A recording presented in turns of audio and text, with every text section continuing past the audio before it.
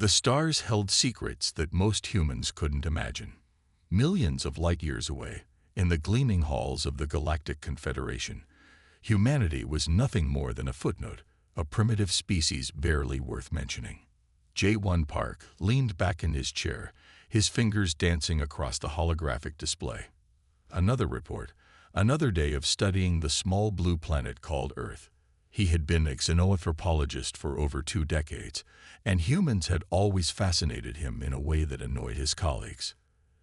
"They're just another developing species," his supervisor had told him countless times.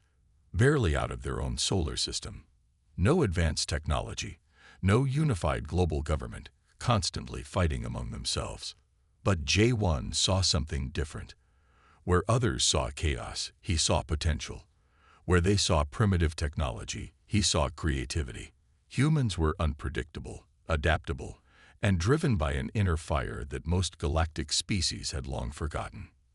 The Confederation's central database flickered with the latest reconnaissance data, satellite images, communication intercepts, technological assessments, all painted a picture of a species that seemed harmless.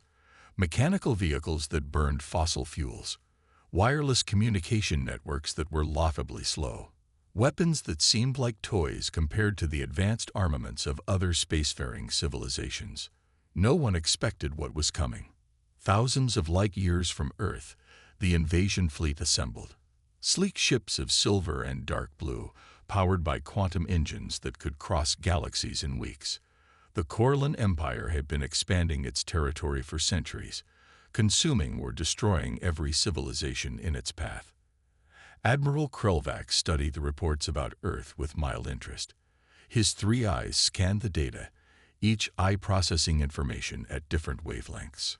To him, this would be another simple conquest, another primitive world to be added to the Empire's growing list of conquered territories. Preliminary assessment complete, his primary tactical officer reported. The holographic display showed Earth, a blue and green marble spinning slowly in space. Red markers indicated major population centers. Yellow markers showed potential military installations. Estimated resistance time. Krelvac asked, his voice a low rumble that vibrated through the ship's communication systems. Based on technological capabilities, less than 72 standard galactic hours, the tactical officer responded. Primitive projectile and energy weapons, divided global political systems, no unified defense mechanism. Krelvac clicked his mandibles in what passed for a smile among his species. Another easy conquest. On Earth, life continued as usual. In New York, people rushed to work. In Tokyo, students prepared for exams. In Lagos, farmers worked their fields. In Sydney, surfers caught morning waves. In Moscow, politicians argued. In Buenos Aires, musicians practiced. Billions of humans, completely unaware that their entire existence was about to change. J1 Park finished his report, a feeling of unease settling in his stomach. Something about the human data didn't add up. Their technological progress was irregular but rapid. Their cultural adaptability was unprecedented. Their capacity for innovation seemed to defy all standard galactic models. But who would listen to him? He was just one researcher in a massive bureaucratic system that believed it knew everything. The invasion fleet prepared, weapons charged, navigation systems locked. Soldier units ran final system checks. Massive troop transporters hummed with anticipation. The Corellan Empire was ready to add another world to its collection. They had no idea what was waiting for them. Humanity would soon show the galaxy what it meant to underestimate a species on the brink of something extraordinary.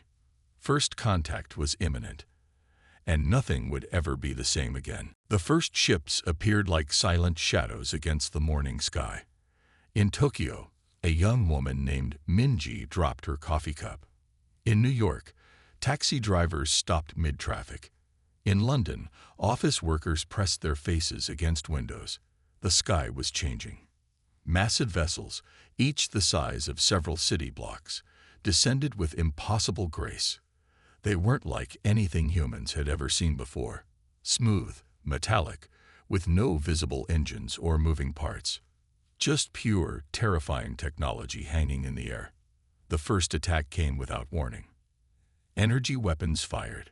Blue-white beams of pure destruction cut through buildings like they were made of paper. In Tokyo, entire city blocks vanished in seconds. New York's skyline began to crumble. London's historic districts turned to dust. But something unexpected happened. Instead of running away, people ran towards the danger. Firefighters who moments ago were dealing with small emergencies now faced alien technology. Police officers grabbed whatever weapons they could find. Military personnel, caught off guard, but not defeated, began to organize. In a small military base outside Washington, D.C., Captain Sung-Ho Kim watched the first alien dropships land. His hands gripped his communication device. The standard protocols meant nothing now. This was something entirely new.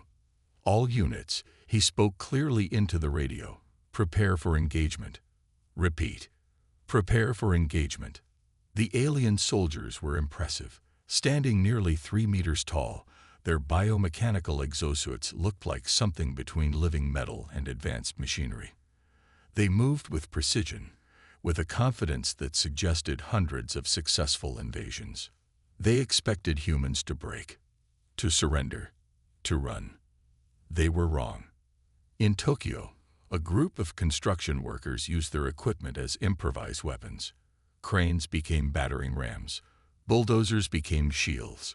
Where military training might have failed, human creativity took over. In New York, taxi drivers used their vehicles in ways no military strategist could have predicted. They blocked alien troop movements. They created barricades. They became part of the defense. The aliens had fought thousands of civilizations. They had conquered hundreds of worlds. But they had never fought humans before. Each alien soldier carried weapons that could destroy a tank. They had shields that could stop rocket launchers. Their communication systems were light years ahead of human technology. They knew every standard military tactic from 1,000 different species. But they didn't know humans. Minji, the woman who had dropped her coffee in Tokyo, wasn't running. She was live streaming. Her smartphone captured every moment of the invasion. Within minutes, her video was seen by millions around the world. Information spread faster than the invasion. Captain Sung-Ho Kim realized something crucial. The aliens were predictable. They followed a standard invasion protocol. Attack major cities. Destroy communication centers. Eliminate leadership. Humans didn't have a standard protocol.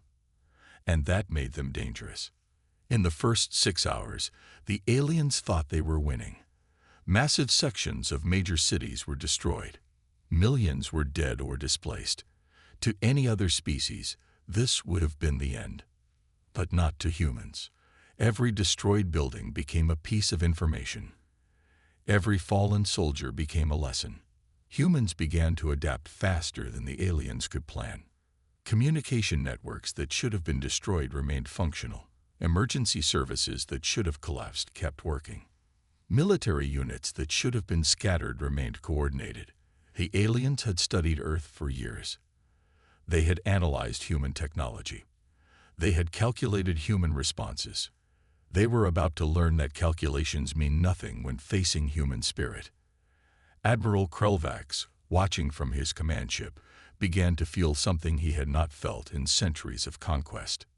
Doubt. Hee-Soo Kim's workshop looked like chaos. Computers, broken alien technology, and random electronic parts covered every surface. Most people would see a mess. Hee-Soo saw opportunity. She wasn't a military scientist. She was an engineer who worked on smartphone chips before the invasion. Now she was humanity's secret weapon. The first piece of alien technology had been recovered from a crashed dropship in the suburbs of Chicago. Most military teams would have called in specialists. The local repair shop owner and 3 engineering students got there first. "We can use this," Hee-Soo muttered, her hands moving quickly across the alien device. Most scientists would have been confused. She saw it like a complicated puzzle. Every technology had a logic. Every system had a weakness. Outside, the war continued. Cities burned. Governments tried to communicate. Military units fought desperate battles. But in small workshops, garages, and laboratories around the world, something different was happening. Humans were learning. A television repair shop in Mumbai became a research center. The owner, who had spent years fixing old TVs, now studied alien communication systems. He discovered something interesting. The alien communication networks had patterns, predictable patterns. In a college computer lab in Seoul, students began writing code that could hack alien systems. They shared their discoveries online. Within hours, programmers from around the world were working together. The aliens had never seen anything like this. Their invasion protocols assumed a standard response: destroy leadership, cut communication, isolate population centers. But humans didn't follow any standard rules. A farmer in Iowa discovered that the alien energy shields had a specific frequency weakness. He shared this information on a farming internet forum. Military units halfway around the world started using this information within hours. Hisu connected another alien circuit to a standard smartphone. Most people would have seen nonsense. She saw potential. If we modify this, she told her small team, we can create a communication disruptor that can confuse their entire network. The team worked without sleep. Coffee became their fuel. Creativity became their weapon. Captain Sung-Ho Kim received the first prototype. It looked like a strange box with antennas. Nothing like standard military equipment. But when they tested it, something amazing happened. The alien communication systems went silent. Not everywhere, not completely, but enough to create confusion, enough to give human forces a chance. The aliens had fought thousands of civilizations. They had perfect technology, advanced weapons, incredible shields, but they had never fought a species that could adapt this quickly. In Los Angeles, a group of game developers created simulation software that predicted alien movement patterns. In Berlin, computer hackers found ways to infiltrate alien communication networks. In Cape Town, engineers developed portable jammers using parts from broken smartphones and recovered alien technology. Humanity wasn't just fighting. They were learning. Every destroyed alien vehicle became a lesson. Every captured piece of technology became a research project. Humans shared information faster than the aliens could respond. The Internet, which the aliens had initially considered a primitive communication network, became humanity's greatest weapon. Information spread across the planet in seconds. Solutions were developed, shared, and implemented faster than any military could organize. Admiral Krelvax watched his carefully planned invasion begin to fall apart. His tactical displays showed more and more areas going dark. Communication became difficult. Their supposedly superior technology was being turned against them. Hisu looked at the device she had just created. It was beautiful in its simplicity, a mix of human creativity and alien technology, something completely unexpected. The war had changed, and humanity was just getting started. The world changed in a week. Before the invasion, countries fought each other. Borders meant everything. Political leaders argued about small problems. Nations competed for resources and power. Now, nothing else mattered. Dahyun Choi stood in what used to be the United Nations building in New York. Half the building was destroyed. Alien energy weapons had turned concrete and steel into dust. But something important was happening here. Countries that had been enemies were now working together. The American military general sat next to the Chinese strategic commander. An Indian tech expert discussed plans with a Russian communications specialist. A Brazilian logistics officer shared information with a South African drone operator. No one cared about old conflicts anymore. We have one enemy, Dahyun spoke. His voice was calm but strong. And that enemy is not from this planet. The room went silent. Everyone understood. In the past, sharing military secrets would have been impossible. Now, every piece of information could save lives. Every strategy could protect someone's family. Every shared technology could give humans a better chance. Satellite networks that used to spy on each other now tracked alien movements. Communication systems that were once used for trade now coordinated global defense. Military units that used to train to fight each other now trained to fight together. The invasion had done what decades of diplomacy could not. It united humanity. In Tokyo, a group of engineers worked with scientists from Europe. They combined technologies from different countries, a battery design from Japan, a communication chip from Germany, a cooling system from Canada. No one owned the ideas anymore. Everything was shared. The aliens had studied human conflicts. They knew about wars. They knew about political differences. They thought these differences would make humans weak. They were wrong. When the threat became real, humans remembered something important. They were one species, one planet, one group of people fighting for survival. Schools became training centers. Factories became weapon production lines. Every person became part of the defense. Old people taught survival skills. Young people ran communication networks. Children helped collect information. Everyone had a role. Da-hyun watched the global defense map. Red dots showed alien positions. Blue dots showed human response units. The map changed every minute. Information came from everywhere. Satellites, drones, military units, civilian reports. The aliens had perfect technology, but they didn't have this. They didn't have billions of humans working as one. In Mumbai, call centers that used to handle customer service now coordinated global communication. In Rio de Janeiro, social media experts tracked alien movement patterns. In Cape Town, local community groups organized emergency support. The global internet, which the aliens thought was a weak communication system, became humanity's nervous system. Information moved faster than alien ships. Solutions were developed faster than alien strategies could change. Captain Sung Ho Kim received a message from a farmer in Argentina. The message contained details about alien shield frequencies. Within hours, military units around the world were using this information. Hee-Soo Kim's technology research group now included scientists from 42 different countries. They shared everything. No secrets. No competition. Admiral Krelvax watched his invasion plans fall apart. His tactical displays showed something he had never seen before. A planet working as one single organism. Humanity had transformed. The invasion had changed everything. The aliens had a problem. Humans didn't work like any other species they had ever conquered. Most civilizations broke quickly. They would see the advanced technology. They would understand the power difference. They would surrender. Humans did the opposite. When the aliens destroyed a city, more humans joined the fight. When they killed leaders, more people became leaders. When they cut communication, humans found new ways to communicate. It didn't make sense.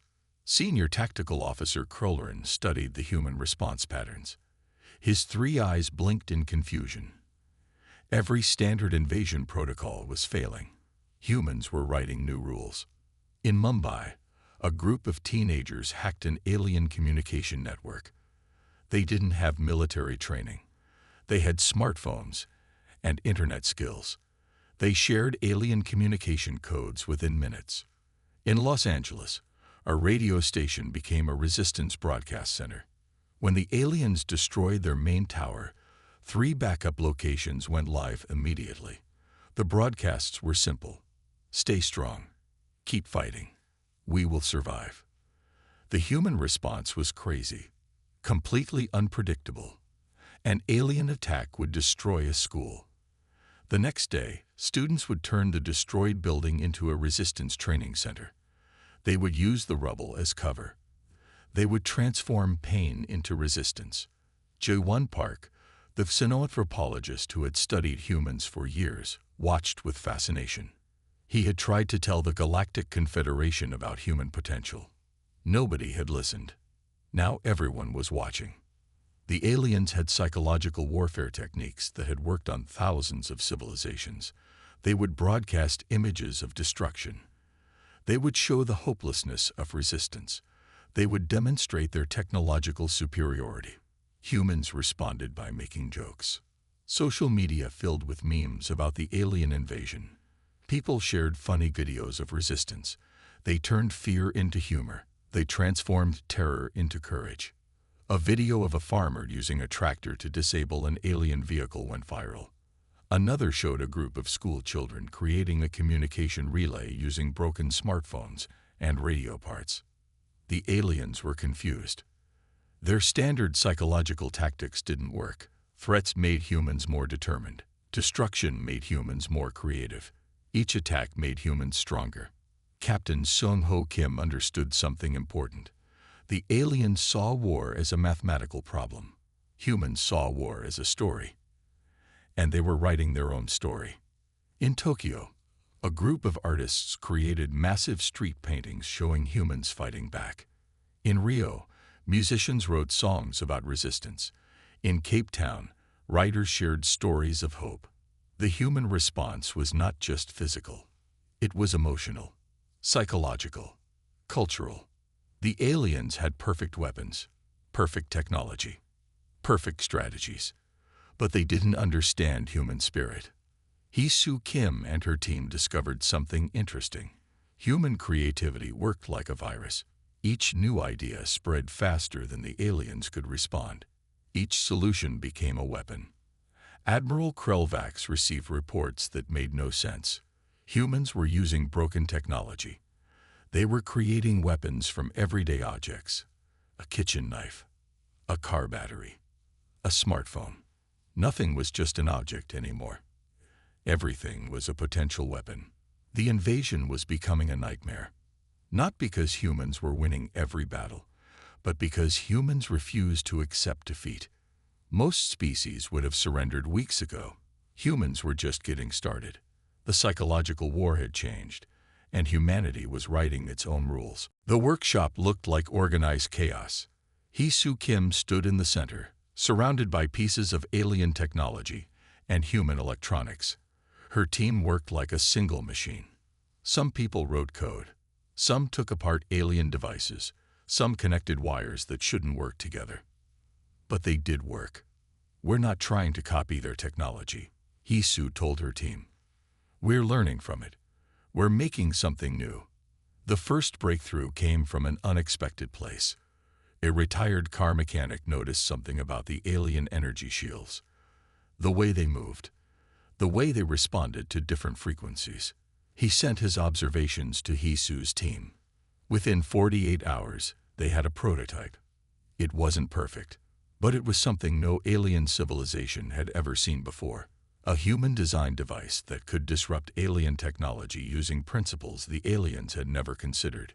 Captain Sung Ho Kim arrived with the first captured alien weapon. Most military teams would have treated it carefully. Hee-Soo's team saw it differently. This is not just a weapon, she said. This is a learning opportunity. They took it apart completely. Every piece, every circuit, every tiny component. They didn't just study it. They reimagined it. A computer programmer found a way to hack the weapon's targeting system. An electrical engineer discovered how to modify its energy output. A materials scientist developed a new coating that could resist alien energy signatures. The aliens had perfect technology. Humans had something better. They had imagination. Around the world, similar breakthroughs were happening. In a small lab in Brazil, scientists discovered how to create communication systems that could not be tracked. In a university in South Africa, researchers developed new types of materials that could absorb and redirect alien energy weapons. No single solution would win the war, but together, they were changing everything. The first prototype of the new human weapon looked strange. It was a mix of alien technology and human creativity. Part smartphone, part alien energy cannon, part something completely new. When they tested it, the results were amazing. The weapon could do things the aliens had never seen. It could change its own frequency. It could adapt to different targets. It learned from each shot. Admiral Krelvax received the first reports. His tactical displays showed something impossible. Human weapons that were improving themselves, changing, learning. This was not how technology was supposed to work. In Tokyo, a group of high school students created a communication network that could survive any alien jamming attempt. In Moscow, engineers developed drone swarms that fought like living creatures. In Mumbai, computer experts created AI systems that could predict alien movement patterns. Hisu's team worked without sleep. Coffee became their fuel. Creativity became their weapon. They weren't just copying alien technology. They were creating something new. The aliens had studied human technology for years. They thought they knew everything about human capabilities. They were wrong. Each destroyed alien ship became a lesson. Each captured piece of technology became a new opportunity. Humans shared information faster than the aliens could respond. Captain Sung Ho Kim looked at the new weapon prototypes. They didn't look like standard military equipment.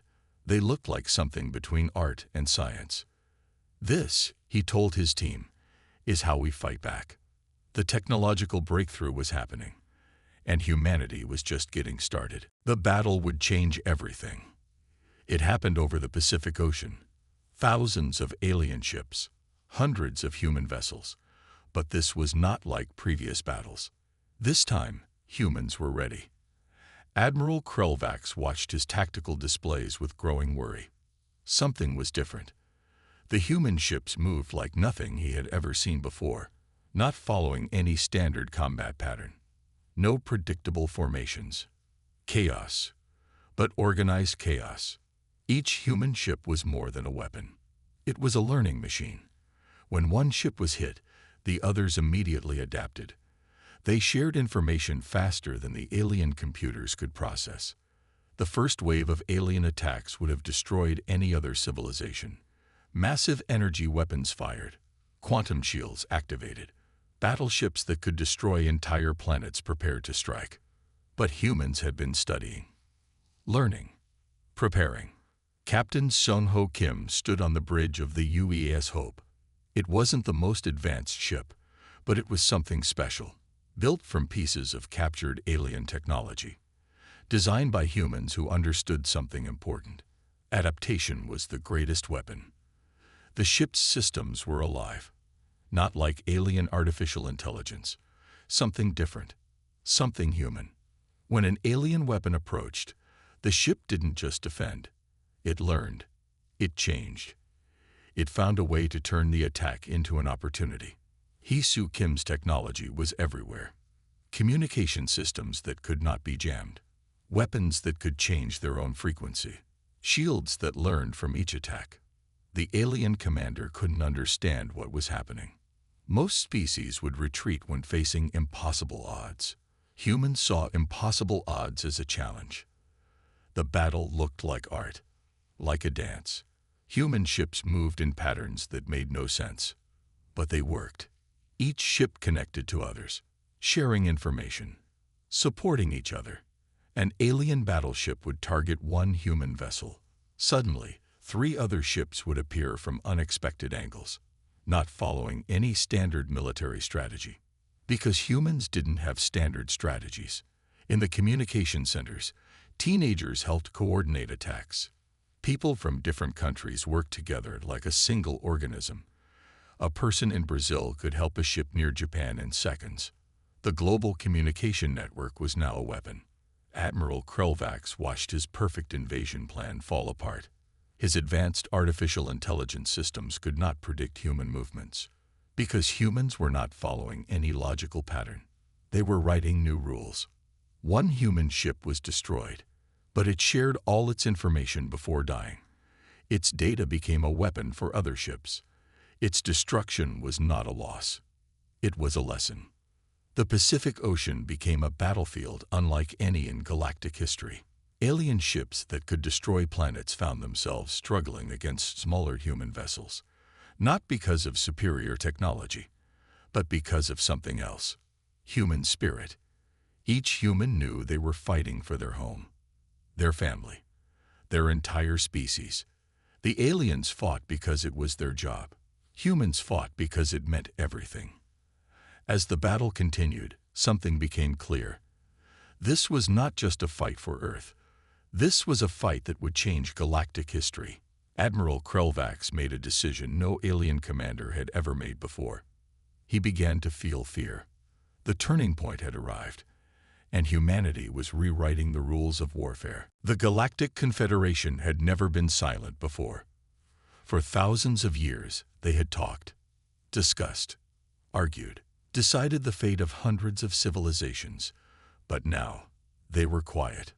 J1 Park sat in the massive circular chamber. His hands were calm. His eyes were bright. He had tried to tell them about humans for years. Nobody had listened. Now everyone was listening. The holographic displays showed the battle reports. Not just numbers, not just statistics, but something more. The way humans had fought, the way they had survived, the way they had transformed a potential extinction event into a victory.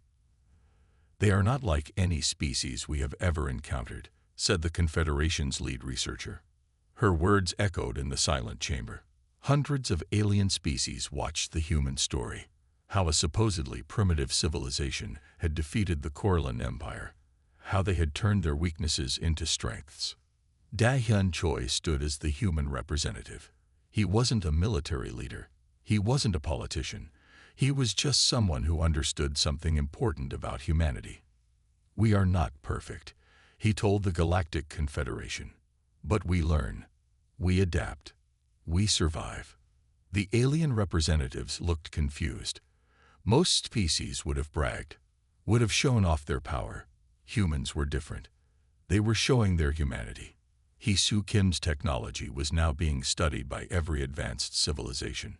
Not just her weapons, not just her communication systems, but her approach, how she thought, how she solved problems. Captain Sung-Ho Kim's battle strategies became required study in military academies across the galaxy, not because they were perfect, but because they were unexpected. The Corlin Empire, once the most feared invasion force in the galaxy, was now defeated, not just militarily, but psychologically.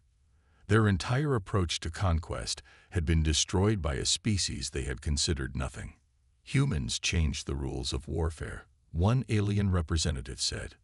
Another added, "They changed the rules of everything." The Galactic Confederation began to understand something important. Technology was not just about machines. It was about spirit, about creativity, about the ability to imagine something new. Humans had shown the galaxy something revolutionary. The communication networks that humans had built during the invasion were now being studied, not just as communication systems, but as a new way of thinking, of working together, of solving problems. J1 Park finally felt vindicated. He had always seen the potential in humans. When others saw chaos, he saw possibility. "They are not just survivors," he told the Confederation. "They are creators." The discussions went on for days. How to integrate humans into the galactic community, how to learn from them, how to understand them. Because humans were not just another species now. They were a force of nature. Admiral Krelvax, defeated but not broken, made a surprising decision. He requested to study human culture, to understand how a species could transform so quickly, how they could turn a potential extinction into a victory. The global communication networks that humans had built became a model for galactic cooperation. Schools from different planets began to study human history, not just their technological achievements, but their spirit. Da-hyun Choi looked at the alien representatives. "We are not here to conquer," he said. "We are here to learn, to grow, to work together." The Galactic Confederation realized something important. Humanity was not just entering the galactic stage.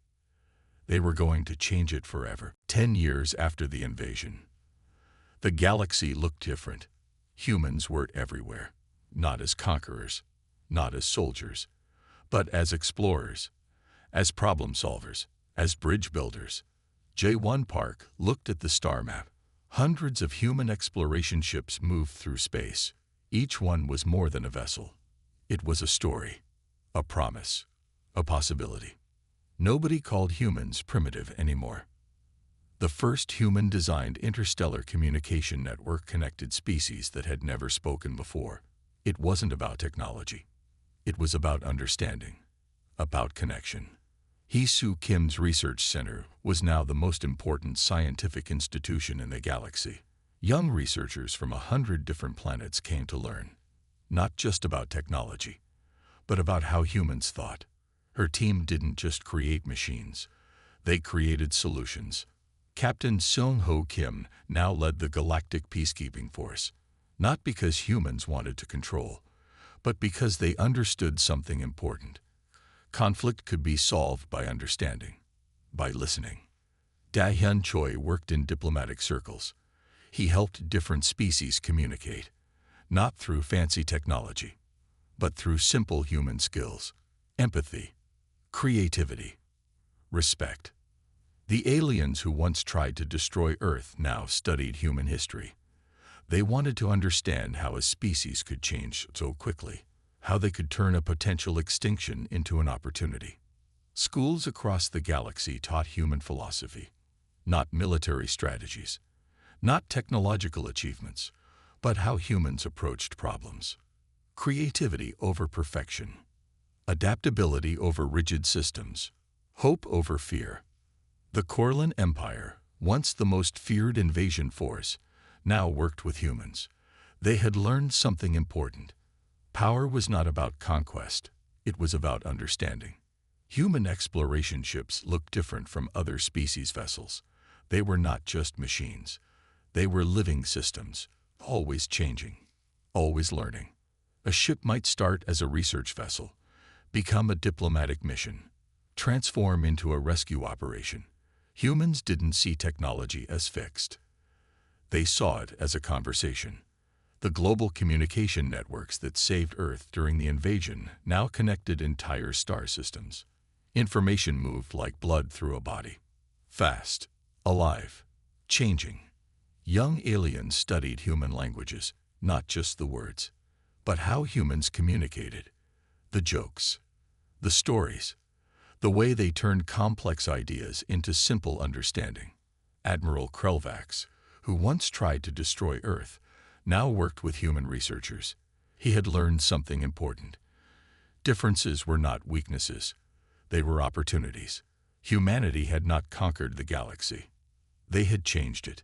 Every planet humans visited became something new, not through force, but through conversation, through sharing, through understanding. The technologies developed during the invasion transformed entire civilizations. Medical systems that could heal impossible injuries, communication networks that connected impossibly different species, energy systems that could restore damaged planets. Humans brought something the galaxy had never seen. Hope. Not a perfect hope, not a clean hope, a messy, complicated, beautiful hope. The story of humanity was no longer about survival. It was about possibility. Jae-Won Park smiled. He had always seen something special in humans. When others saw chaos, he saw potential. Now the entire galaxy saw what he had always known. Humans were not just a species. They were a force of nature.